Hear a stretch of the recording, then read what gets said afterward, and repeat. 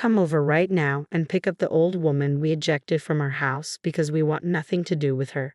About a month after my father's funeral, Jackson called unexpectedly. He had kicked my mother out and demanded that I take care of her from now on. I was stunned, unable to immediately grasp the situation. Are you kidding? You didn't actually kick my mom out of the house. Come see for yourself, I exclaimed, bewildered. Oh, and I let her take Dad's memorial tablet, Jackson added casually. I was taken aback. Why would you do something so heartless? Mom's just a burden now that we can't get Dad's inheritance. I have no use for Mom, Jackson retorted callously. She's just a poor burden, isn't she? I was shocked. It turned out that my late father had left behind debts, and after settling them, there was no inheritance left. Worse still, Jackson and his wife had been living in the family home all this time. It was outrageous. It's getting dark soon. If you don't come to pick her up, Mom will be sleeping on the streets, Jackson warned. How could you be so cruel? I'll never forgive you for this, Jackson, I shouted, but he hung up without a word. Subsequent calls went unanswered. When I finally reached my mother, she confirmed everything Jackson had said. Angry and worried, I had no choice but to drive over to where she was. I am Lily, a 27-year-old woman in a hurry. 3 years ago, I married Mason, who is the same age as me, and we've been living together since. At the beginning of our marriage, we lived with my parents in the family home. But 2 years ago, Jackson and his wife abruptly moved in, claiming our presence made the place crowded. My older brother Jackson, 8 years my senior, has always been selfish, but his marriage seems to have amplified that trait. Our family home, where I was born and raised, is a spacious mansion inherited from my grandfather with extensive land. There should be no discomfort in living together. I was not satisfied with the situation and argued with Jackson, but my husband, who hates conflicts, urged us to leave. Around that time, my father was diagnosed with cirrhosis of the liver, which had already significantly worsened. I wanted to spend his last moments with him, but that didn't happen. The disease consumed my father rapidly, and he passed away a month ago. My heart ached, knowing that my mother must be in much more pain than I was to have my own brother treat us this way amidst all the fresh sorrow. It was pitiful. What would happen next was truly shocking.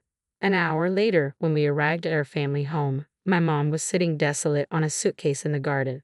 The front door was locked. Jackson, she said, had taken her keys, using my set of keys. I opened the door and entered with my mom. Jackson and Olivia were sprawled on the sofa, nonchalantly watching TV. Is this some kind of joke? I demanded. How did you get in? I used my key to open the front door. Isn't it obvious? Jackson replied dismissively. Slipped my mind. Leave your key, take the old lady, and go. This isn't funny. How can you be watching TV after kicking your own mother out of the house? I retorted. Besides, if the house remained even after Dad's debts were paid off, Mom has a right to live here. Huh? What are you talking about? Jackson scoffed, infuriated by his dismissive attitude. I stood in front of the TV. Mom has a right to inherit this house. If you can't live with her, you should be the one to leave, I insisted. Shut up.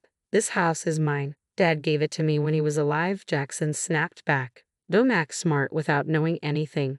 What do you mean? There's no way Dad gave this house to you before he died, I countered. Mom also looked puzzled, shaking her head in disbelief. Jackson smirked and got up from the sofa, bringing out an envelope from a room in the back. Look at this. What's this? I asked, taking the envelope. Inside were documents proving the inheritance prepared by a judicial scribe, along with his real estate ownership certificate. He said that the property had been transferred to his name a month before Dad passed away, Jackson announced triumphantly. Mom and I were shocked as we looked at the documents. Why would Dad do something like this? I murmured, feeling a mix of confusion and betrayal. Asking a departed person didn't yield an answer. I sighed, looking at his picture. Why would Dad hand over the house to Jackson without discussing it with Mom? Jackson simply shrugged, a smug grin on his face. I'm his favorite, of course, Jackson boasted. I told him that Mom would take the house once he passed away, so he gave it to me while he was still alive. That can't be. I can't believe it. Open your eyes and face the reality, I exclaimed in disbelief. No matter how many times we checked the document, the property was in Jackson's name. All this just for a house, my mom muttered in disbelief. Is there no other inheritance? Nothing left for Mom. Be glad that the debts are cleared, Jackson retorted. This can't be real. You're not just worrying about Mom. You realize there's no inheritance for you either, right? The bank card he handed over contained only a few dollars. I wasn't after Dad's inheritance, but it was a shock to learn that he had left me nothing. This is too cruel, I muttered, feeling a mix of frustration and sadness. To add insult to injury, Olivia was laughing heartily, seeing our dejection. Now get lost, you poor people. You have no business here, she sneered. Jackson and Olivia forcibly drove us out of the house. Ouch, that hurts, Mom cried out as she fell and scraped her palm when they pushed us out. Blood seeped from the wound as I wrapped her hand in my handkerchief. Tears of frustration welled up and fell. Seeing me like this, my mother gently wiped my tears, her eyes filled with sorrow as well. Mom, our place is small, but come stay with us. But I don't want to impose on Mason. I'll find somewhere else to stay, Mom protested. Don't worry, I just can't leave you like this. I'm going to call Mason right now. Just wait, I said, wiping my tears. I grabbed my cell phone and dialed my husband. From the other end of the line, I heard Mason's voice. Hello, Mason. I apologize for calling out of the blue, but my mom has been kicked out of her house, I explained to my surprised husband. He hummed in understanding, though he seemed a bit hesitant. I held my breath, waiting for Mason's response. Our apartment is pretty cramped compared to Mom's house. It might not be the most comfortable, I cautioned. Yeah, our place is tiny, but I don't mind. Bring your mom over. We've had times where we were taken care of at home too. In times of trouble, we should help each other out, Mason responded warmly. Thank you so much, I replied gratefully. My husband is a kind man with a big heart. He could never leave someone in need. Quickly, we took Mom to our apartment, and from that day on, we lived together. However, living with 3 people in our small apartment was certainly cramped. We didn't have enough savings to buy a house yet, but moving to a slightly larger place might be good. I feel bad for your mom in this small space, Mason admitted as we searched for properties on the computer. After a while, my mom's cell phone rang. She hung up and said something we never could have imagined. Why don't we live in my Highlands condominium? She suggested. Wait, what Highlands condominium? I asked, taken aback. My mother began to explain, much to our surprise. Apparently, my grandfather, who was a wealthy man, was quite a spendthrift and spent all the money he made in a day. In order to deal with his constant borrowing, my grandmother had no choice but to sell off their farmland to make ends meet. According to my mom, my father was also a big spender, but we didn't have any assets other than the house we lived in. So, I was really worried about our future. That's why I invested in real estate with the money. I was taken aback when my mom revealed that in addition to the Highland condominium, she was also managing an apartment building and had made a significant amount of money from her real estate investments. My husband and I were absolutely stunned. I can't even comprehend this. It's too amazing, I murmured. I'm sorry I didn't tell you. Anyway, I just got a call from the management company that there's a vacancy in the Highland condominium. We can move in next month. What do you think? Mom asked.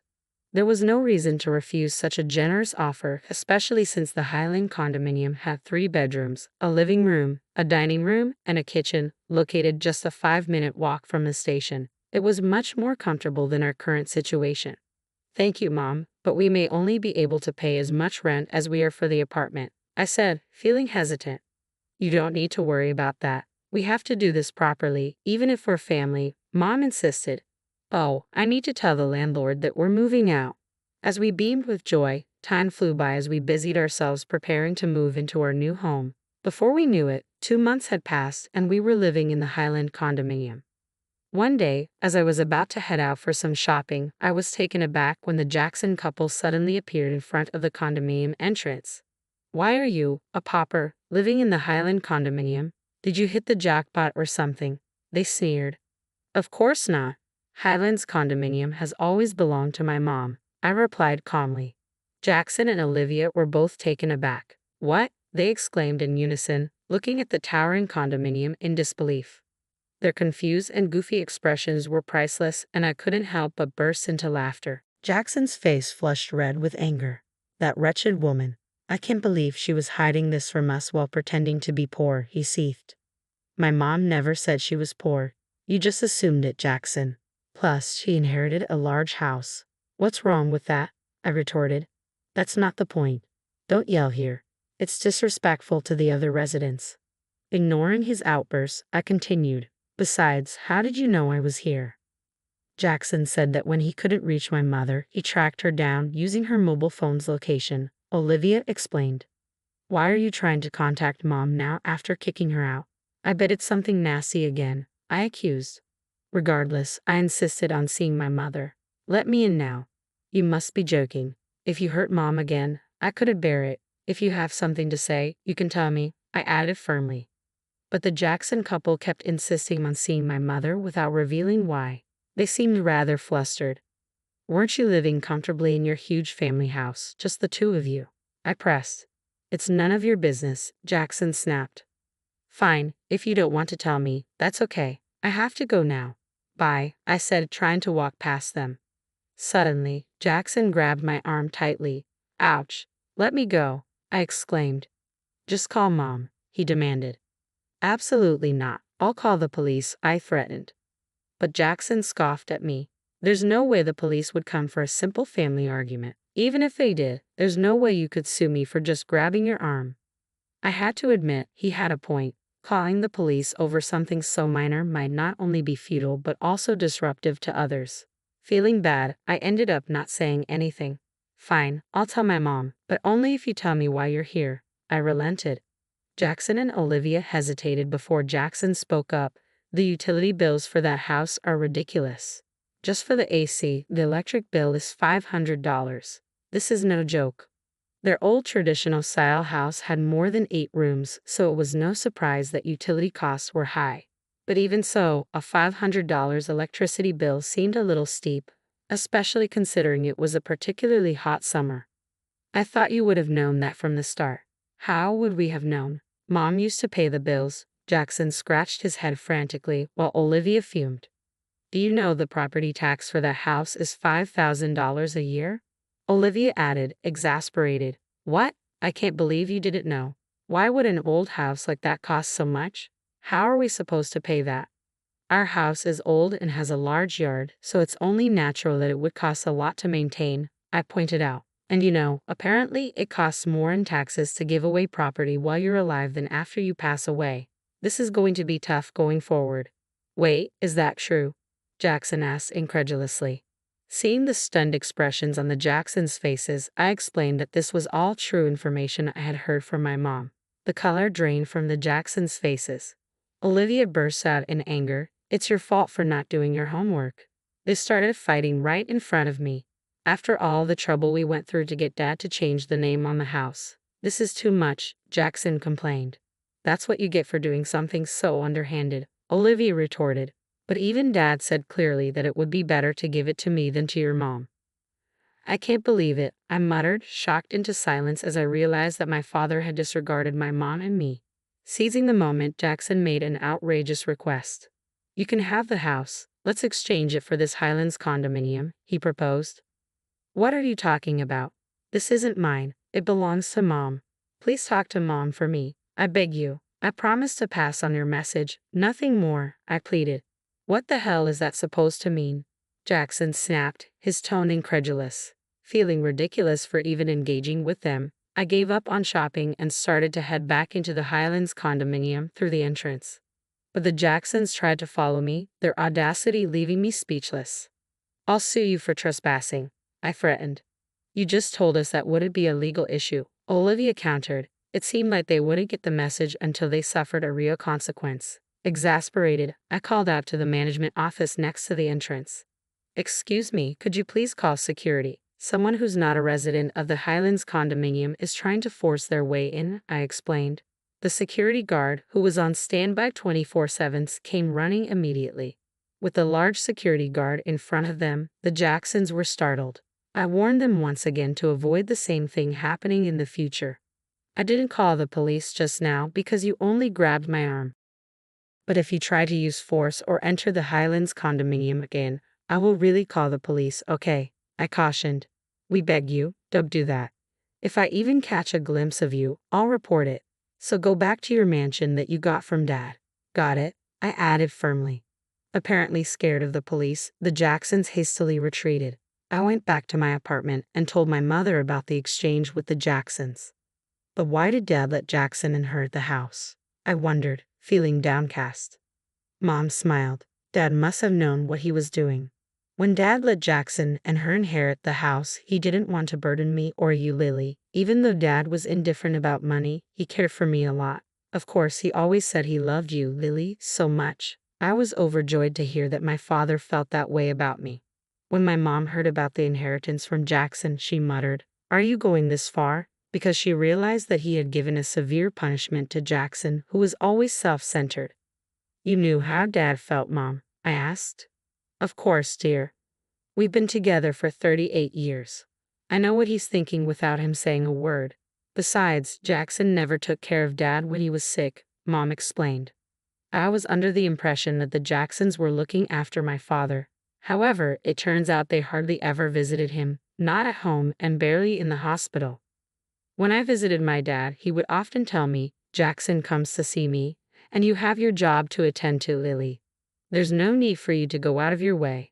I took his words to heart, not realizing that it was a gentle lie meant to ease my worries. I had it all wrong about Dad. I feel awful. I want to apologize. "Don't fret, Lily. Your feelings are reaching Dad in heaven. The ones who should worry are the Jacksons. Who these days would buy a big, high-maintenance house like that?